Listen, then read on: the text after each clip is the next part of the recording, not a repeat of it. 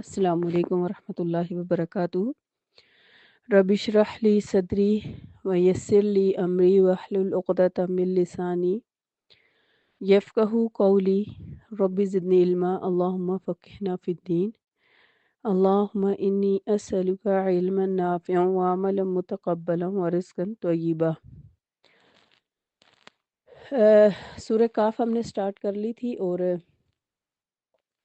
15ویں پارے پر ہم ہیں۔ اصحاب کاف کا قصہ مکمل ہوا جس میں ہم نے یہ سیکھا کہ وہ چند نوجوان تھے جنہوں نے اپنا ایمان بچانے کے لیے دنیا کی زندگی کو ایک طرف رکھ کر اپنے آپ کو اللہ کے حوالے کر دیا۔ توحید کا پرچار کرتے ہوئے وہ غار میں جا کر بیٹھ گئے تاکہ ان کے ایمان کو بدلنے کی کوشش نہ کی جا سکے۔ تو اللہ سبحانہ وتعالیٰ نے ان کو اس کا دنیا میں بھی اجر دیا اور آخرت میں تو ان کے لیے اجر ہے ہی ہے۔ اور آپ دیکھ سکتے ہیں کہ یہ اصحاب کہف کا قصہ جو ہے یہ رہتی دنیا تک قیامت تک اسی طرح پڑھا جاتا رہے گا۔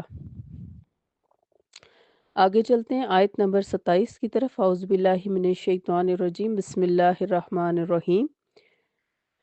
وَاتْلُ مَا أُوحِيَ إِلَيْكَ مِن كِتَابِ رَبِّكَ لَا مُبَدِّلَ لِكَلِمَاتِهِ وَلَن تَجِدَ مِن دُونِهِ مُلْتَحَدًا۔ اے نبی صلی اللہ علیہ وسلم، جو کچھ آپ صلی اللہ علیہ وسلم کی طرف وحی کیا گیا ہے، آپ صلی اللہ علیہ وسلم کے اپنے پروردگار کی کتاب میں سے وہ انہیں پڑھ کر سنا دو۔ کوئی اس کے ارشادات بدلنے کا مجاز نہیں، اور اگر کوئی ایسا کرے تو اللہ تعالیٰ کے سوا اس کے لیے کوئی جائے پناہ نہیں ہے۔ اب کافروں کے جو سمجھوتے کی بات تھی اس کا ذکر ہے یہاں پر۔ اصحاب کہف کا قصہ ختم ہونے کے بعد اب خطاب اگرچہ رسول اللہ صلی اللہ علیہ وسلم سے ہے، تاہم یہ ارشاد ان سرداران قریش کو سنایا جا رہا ہے جو آپ صلی اللہ علیہ وسلم سے کچھ لو اور کچھ دو کی بنیاد پر سمجھوتا کرنا چاہتے تھے۔ وہ یہ کہتے تھے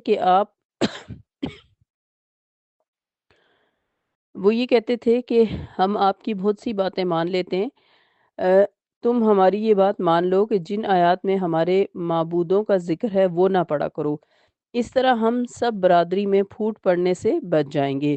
اللہ تعالیٰ نے ان کی اس مطالبے پر جواب دیا کہ اس کے احکامات اور ارشادات میں کسی قسم کی تبدیلی، رد و بدل، ترمیم اور تنسیخ کا کسی کو کچھ اختیار نہیں، اور اگر کوئی ایسا کرے گا تو وہ اللہ کی گرفت سے نہیں بچ سکتا۔ اگرچہ یہ موقع خاص تھا، تاہم الفاظ میں عمومیت ہے، یعنی یہ ہر دور کے لوگوں کے لیے کہ جو کوئی بھی ایسی حرکت کرے گا اس کے لیے یہی حکم ہے۔ حق اور باطل میں سمجھوتے کی کوئی گنجائش نہیں ہے۔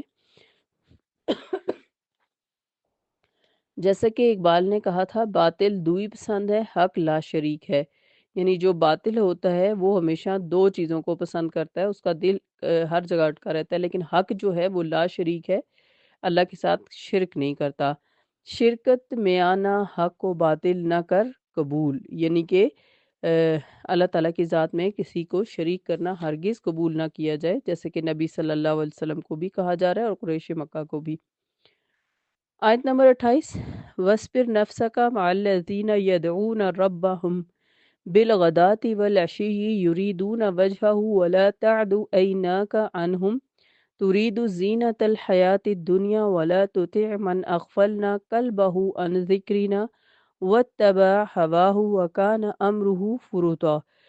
اور اپنے آپ کو ان لوگوں کے ساتھ ہی مطمئن رکھیے جو صبح و شام اپنے پروردگار کو پکارتے ہیں اور اس کی رضا چاہتے ہیں۔ آپ کی آنکھیں ان سے ہٹنے نہ پائیں کہ دنیاوی زندگی کی زینت چاہنے لگے، نہ ہی آپ ایسے شخص کی باتیں مانیے جس کا دل ہم نے اپنے ذکر سے غافل کر دیا ہے۔ وہ اپنی خواہش پر چلتا ہے اور اس کا معاملہ حد سے بڑا ہوا ہے۔ آپ صلی اللہ علیہ وسلم کو غریب اور مخلص مومنوں سے وابستہ رہنے کی ہدایت کی جا رہی ہے۔ اس آیت میں یہ صبح و شام اللہ کے ذکر میں مشغول رہنے والے اور اللہ کی رضا چاہنے والے لوگ، اور جیسے کہ روایات میں آتا ہے کہ سیدنا بلال بن رباح، سیدنا صہیب رومی، سیدنا خباب بن الارت، سیدنا عبداللہ بن مسعود اور سیدنا عمار بن یاسر رضی اللہ عنہم تھے جو سبھی غریب طبقے سے تعلق رکھتے تھے، اور ان میں سے اکثر سرداران قریش کے غلام یا آزاد کردہ غلام تھے جو اکثر اوقات آپ صلی اللہ علیہ وسلم کی صحبت میں رہا کرتے تھے۔ اب اونچی ناک والے قریشی سردار مثلاً عینہ بن بدر اور اقرا بن حابس وغیرہ آپ صلی اللہ علیہ وسلم سے یہ کہا کرتے تھے کہ ہر وقت یہ رذیل قسم کے لوگ آپ کے پاس بیٹھے ہوتے ہیں، تو ان کی موجودگی میں ہم کیسے ان کے ساتھ آپ کے پاس بیٹھیں؟ ممکن ہے کہ آپ کے دل میں کچھ ایسا خیال آ بھی گیا ہو کہ یہ لوگ تو بہرحال خالص مومن ہیں۔ سرداروں کے آنے پر کچھ دیر انہیں الگ کر دینے سے اگر یہ قریشی سردار میری بات غور سے سن لیتے ہیں اور ایمان لانے پر تیار ہو جاتے ہیں تو اس میں کیا حرج ہے، خصوصاً اس صورت میں کہ آپ ان قریشی سرداروں کے ایمان لانے پر حریص بھی تھے کہ اس طرح اسلام کو تقویت حاصل ہوگی۔ لیکن اللہ تعالیٰ نے بروقت ہدایت فرما دی کہ ایسا خیال بھی دل میں نہ لائیے، اپنا اپنا دل انہی غریب اور مخلص مومنوں کے ساتھ وابستہ رکھیے، یہی لوگ قیمتی سرمایہ ہیں۔ قریشی سرداروں کے مطالبے اور ان کی ٹھاٹ باٹ کی طرف مت دیکھیے، کیونکہ ان کے اس مطالبے ہی سے یہ معلوم ہو جاتا ہے کہ وہ ایمان لانے میں کس حد تک مخلص ہیں۔ اور اگلی بات جو یہاں کہی گئی کہ جو شخص آخرت میں اللہ کے سامنے جواب دہی پر ایمان ہی نہیں رکھتا، وہ تو جدھر اور جس طرح اپنا ذاتی مفاد دیکھے گا فوراً ادھر ہی جھک جائے گا اور جو کچھ اس کا جی چاہے گا وہی کرے گا۔ اس کا کوئی کام اصول کے تحت یا حد اعتدال تک محدود نہیں رہے گا، لہٰذا ایسے لوگوں کی بات ہرگز نہ مانیے۔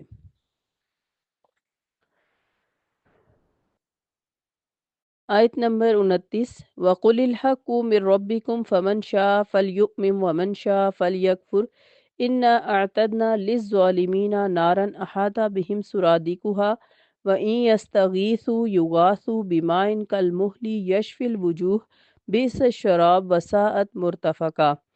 نیز آپ ان سے کہیے حق تو وہ ہے جو تمہارے پروردگار کی طرف سے آ چکا، اب جو چاہے اسے مان لے اور جو چاہے اس کا انکار کر دے۔ ہم نے ظالموں کے لیے ایسی آگ تیار کر رکھی ہے جس کی قناتیں انہیں گھیرے ہوئے ہیں، اور اگر وہ پانی مانگیں گے تو انہیں پینے کو جو پانی دیا جائے گا وہ پگھلے ہوئے تانبے کی طرح گرما گرم ہوگا جو ان کے چہرے بھون ڈالے گا۔ کتنا برا ہے یہ مشروب اور کیسی بری آرام گاہ ہے۔ استغفر اللہ۔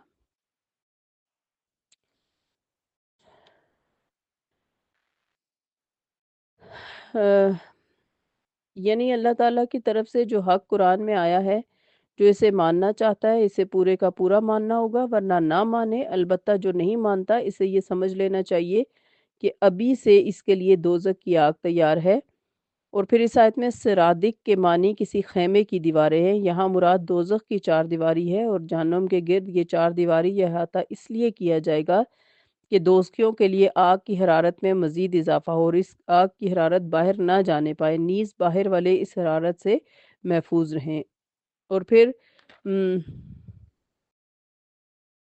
یہاں پر کل محل کا بھی ذکر ہے۔ محل کے معنی ہیں تانبا یا کوئی بھی دھات جو پگھلی ہوئی حالت میں ہو، یا تلچھٹ یا لاوا جو زمین کے اندر شدت حرارت سے پگھلی ہوئی دھاتوں کے ملغوبے کی شکل میں ہو، کیونکہ اس میں بنیادی طور پر دو باتیں پائی جاتی ہیں، ایک سرخی مائل ہونا اور دوسری شدت حرارت، اور دوزخیوں کو جو پانی پلایا جائے گا اس میں یہ دونوں خواص موجود ہوں گے۔ اللہ معاف کرے، استغفر اللہ۔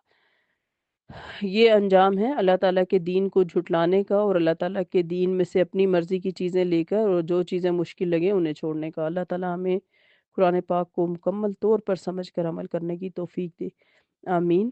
آیت نمبر 30، ان الذین آمنوا وعملوا الصالحات انا لا نضیع اجر من احسن عملا، جو لوگ ایمان لائے اور نیک عمل کرتے رہے تو یقیناً ہم ان کا اجر ضائع نہیں کرتے جو اچھے کام کرتا ہو۔ آیت نمبر 31، آج کی لاسٹ آیت، اولئک لہم جنات عدن تجری من تحتہم الانہار یحلون فیہا من اساور من ذہب ویلبسون ثیابا خضرا من سندس واستبرق متکئین فیہا علی الارائک نعم الثواب وحسنت مرتفقا۔ یہی لوگ ہیں جن کے لیے ہمیشہ رہنے والی جنتیں یا باغات ہیں جن کے نیچے نہریں بہہ رہی ہیں، وہاں وہ سونے کے کنگنوں سے آراستہ کیے جائیں گے اور باریک ریشم اور اطلس کا سبز کپڑے پہنائے جائیں گے، وہاں وہ اونچی مسندوں پر تکیہ لگا کر بیٹھیں گے۔ یہ کیسا اچھا بدلہ اور کیسی اچھی آرام گاہ ہے۔ اب جیسے کہ اللہ تعالیٰ کی سنت ہے کہ قرآن پاک میں جہاں پہ بھی دوزخ کا ذکر آتا ہے تو ساتھ جنت کا ذکر ضرور آتا ہے۔ تو یہاں بتایا جا رہا ہے کہ سونے کے کنگنوں کا ذکر اس لیے کیا گیا ہے کہ قدیم زمانے میں یہ دستور رہا ہے کہ بادشاہ سونے کے کنگن پہنا کرتے تھے، گویا اہل جنت وہاں شاہانہ ٹھاٹ باٹ سے رہیں گے، پہننے کے لیے اعلیٰ سے اعلیٰ ریشمی کپڑے ہوں گے اور بیٹھنے کے لیے اونچی سے اونچی مسندیں۔ واضح رہے کہ اس دنیا میں سونے اور ریشمی کپڑوں کا استعمال مردوں کے لیے جائز نہیں، لیکن جنت میں جائز ہوگا، بلکہ ایسے ہی جیسے اس دنیا میں شراب سب مردوں عورتوں پر حرام ہے، مگر جنت کی شراب خالص اہل جنت کے لیے بیشبہ جو ہے وہ نعمت ہوگی اللہ کی طرف سے۔ تو آج کی آیات میں ہم نے پڑھا کہ جو سرداران قریش ہیں وہ اپنے آپ کو قرآن کے مطابق بدلنے کے بجائے، قرآن پر ایمان لانے کے بجائے آپ صلی اللہ علیہ وسلم سے مطالبہ کر رہے تھے کہ ہماری مرضی کی بات بیان کرو، ہمارے بتوں کے خلاف بات کرنا چھوڑ دو۔ یعنی وہ یہ کہہ رہے تھے کہ قرآن میں سے منتخب حصہ جو ہے وہ لوگوں کو سنایا کرے۔ تو یہ بڑے سمجھنے اور ڈرنے کی بات ہے کہ آج جو ہم دین پڑھنے اور پڑھانے والے لوگ ہیں، ہم لوگوں کو صرف ان کی مرضی کی آیات بتائیں، اور جہاں پر ہمیں لگے کہ یہ آیت یا یہ حکم سنانے سے کوئی ناراض ہو جائے گا تو ہم اس آیت کو سکپ کر دیں اور اس کو وہ حکم نہ سنائیں۔ تو اس بات سے ہمیں بھی ڈرنا چاہیے کہ قرآن پورا کا پورا سورہ فاتحہ سے لے کر الناس تک پڑھنے، سمجھنے، عمل کرنے اور دوسروں کو سکھانے اور کے لیے آیا ہے۔ اس لیے قرآن کے ہر حکم پر یکساں عمل کیا جائے گا، اور ہمیں اللہ نہ کرے کہ ہم ان لوگوں میں سے ہوں جو قرآن کے اپنے آسان حکم کو لے لیتے ہوں اور جو مشکل لگے اس کو ایک سائڈ پر کر دیتے ہوں۔ اللہ تعالی ہم سب کو قرآن پاک پر بہترین طریقے سے عمل کرنے کی توفیق عطا فرمائے، آمین۔ سبحانک اللہم و بحمدک، نشہد ان لا الہ الا انت، نستغفرک و نتوب الیک۔ السلام علیکم ورحمۃ اللہ وبرکاتہ۔